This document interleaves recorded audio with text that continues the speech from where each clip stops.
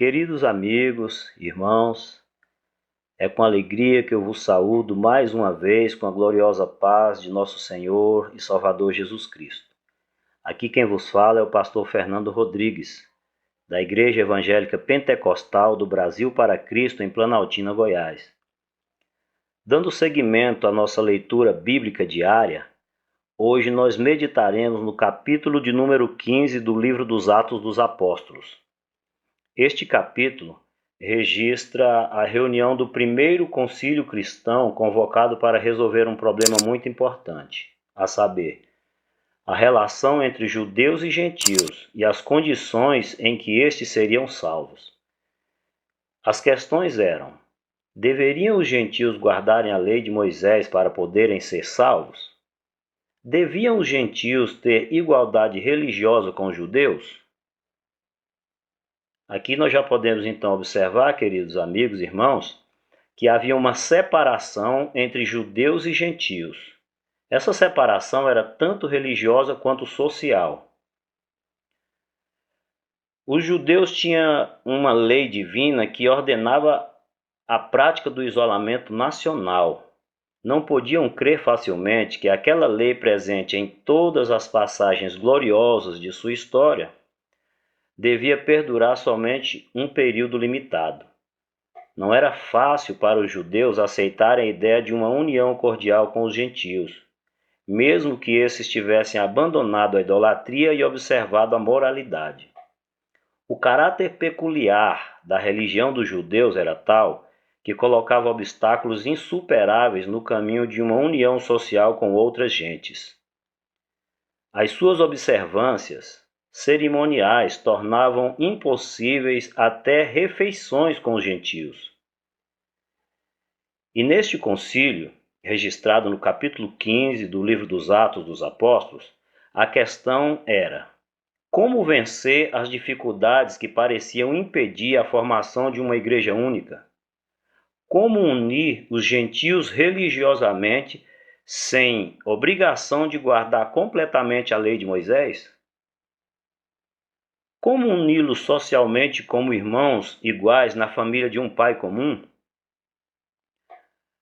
O problema em questão era que alguns mestres judeus legalistas chegaram a Antioquia e estavam ensinando que, para serem salvos, os gentios deveriam receber a circuncisão e obedecer à lei de Moisés.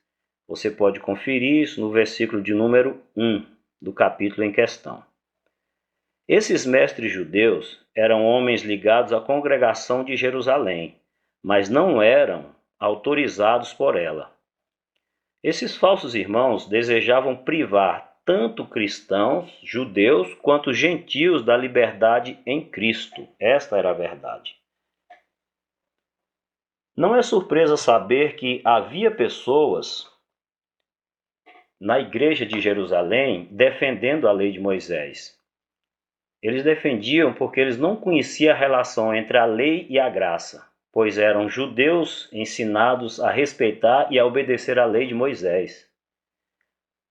Também devemos considerar que o Novo Testamento ainda não havia sido escrito.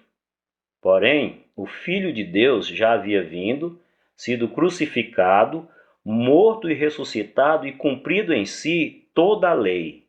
A lei de Moisés, Cristo já havia cumprido. E ele ainda havia apresentado as boas novas.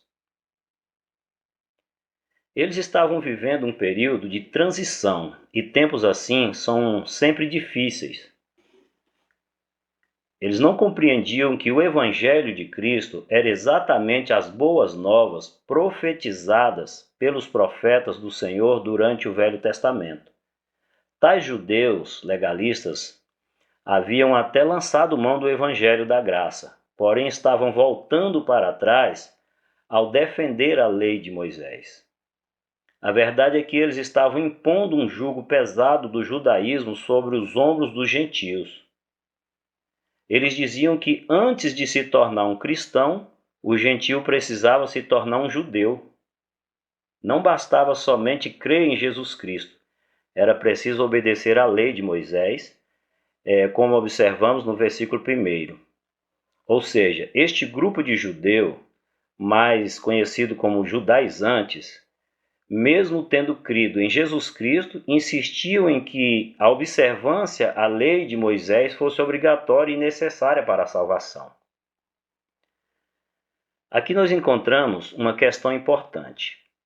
O Evangelho de Cristo é suficiente para a salvação e qualquer evangelho pregado com mistura, seja de judaísmo ou idolatria, deverá ser considerado como anátema. Quando algum líder religioso diz que você só pode ser salvo se fizer parte do seu grupo, ou que você só será salvo se participar das suas cerimônias e obedecer às regras que foram estabelecidas por ele, ele está acrescentando esses elementos ao Evangelho e negando a obra consumada de Cristo. O próprio Jesus Cristo se definiu como o caminho, a verdade e a vida, e que ninguém vai ao Pai a não ser por ele. Você pode conferir isso no Evangelho de João, capítulo 14, versículo 6. E Lucas também deixa claro, no capítulo 4, do versículo 12 do livro dos Atos dos Apóstolos, que em nenhum outro há salvação, porque debaixo do céu nenhum outro nome há dado entre os homens pelo qual devamos ser salvos. Vejam aqui o que diz a palavra de Deus ainda na epístola do apóstolo Paulo aos Gálatas, capítulo 1, versículo 8. Observem. Mas ainda que nós mesmos, ou um anjo do céu, vos anuncie outro evangelho, além do que já vos tenho anunciado, seja anátema.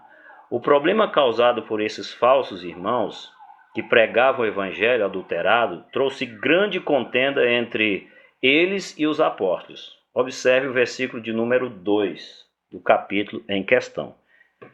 Durante a discussão sobre esta questão, Pedro recapitulou o passado e, a partir do versículo 6, o apóstolo Pedro lembrou a igreja de 4 ministérios importantes que Deus realizara aos gentios. Observe.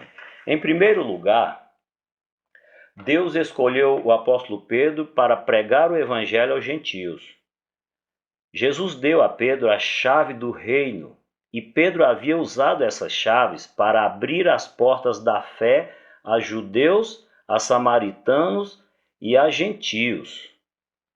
Pedro deixou claro que Cornélio e sua casa foram salvos por ouvir a palavra e crer, não por obedecer à lei de Moisés.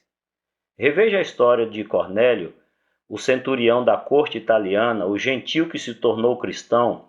Isso está em Atos, capítulo de número 10. E em segundo lugar, Deus concedeu o Espírito Santo aos gentios para dar testemunho de que haviam verdadeiramente nascidos de novo. Isso está no versículo 8. Eles não receberam o Espírito Santo por guardar a lei de Moisés, e sim por crer na palavra de Deus. A mensagem de Pedro dizia que todo aquele que nele cresce receberia remissão de pecados, e não todo aquele que cresce e guardasse a lei de Moisés. E em terceiro lugar, no versículo 9, vimos que Deus eliminou uma diferença. Desde a obra de Cristo no Calvário, Deus não faz distinção alguma entre judeus e gentios no que se refere ao pecado.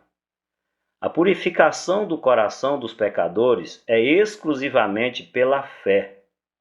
A salvação não é concedida a partir da observância da lei de Moisés. O apóstolo Pedro vai encerrar seu discurso dizendo que os judeus foram salvos pela graça do Senhor Jesus, como também os gentios assim o foram. E em quarto lugar, no versículo de número 10, o apóstolo Pedro aponta para a remoção do jugo da lei. De fato, a lei era um jugo que pesava sobre os judeus. Porém, esse jugo havia sido removido por Jesus Cristo. A lei havia sido dada a Israel para protegê-lo dos males do mundo gentil e prepará-lo para trazer o Messias ao mundo. Por isso a lei. É importante ressaltar também que a lei não tem poder de purificar o coração do pecador. nem de conceder o dom do Espírito Santo, e nem de dar a vida eterna. Aquilo que a lei não era capaz de fazer, Deus realizou por meio do seu Filho Jesus Cristo. Glória a Deus por isso, né? Coisa gloriosa é saber que Jesus Cristo é o nosso Salvador. Os que creram em Cristo receberam a justificação da lei de Deus no coração e, por meio do Espírito Santo, obedecem à vontade de Deus. Então, nós podemos observar aqui que não são motivados pelo medo, mas pelo amor, pois o cumprimento da lei é o amor.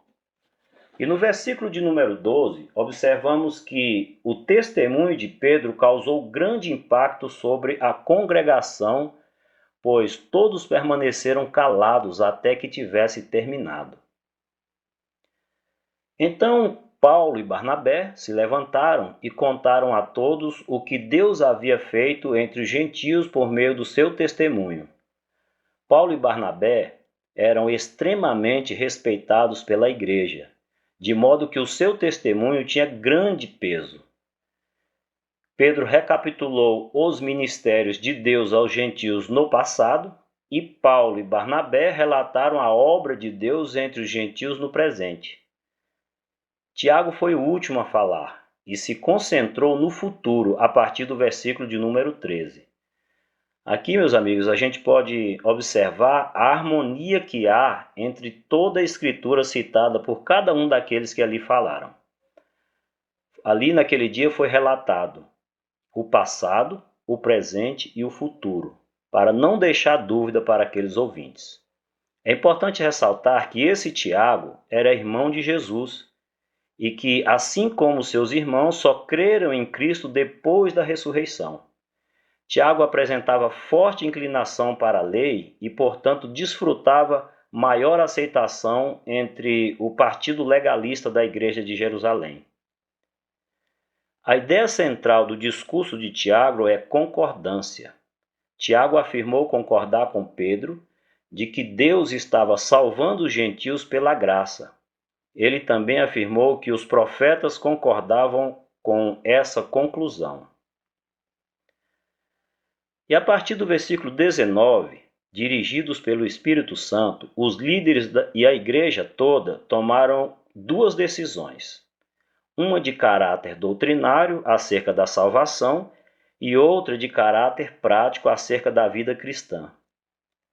A igreja concluiu que os judeus e gentios eram todos pecadores diante de Deus e que só podiam ser salvos mediante a fé em Jesus Cristo. Tiago aconselhou a igreja a escrever aos cristãos gentios e a compartilhar as decisões da Assembleia. Essa carta pedia a obediência às duas ordens e uma disposição de concordar com duas concessões. As duas ordens eram que os cristãos se afastassem de toda e qualquer idolatria e imoralidade e pecados que eram predominantes no meio dos gentios.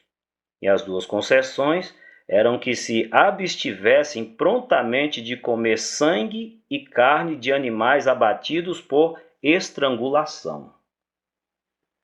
Essa decisão gerou resultados práticos. Em primeiro lugar, o fortalecimento da união da igreja, evitando que se dividisse em dois grupos extremos, lei versus graça.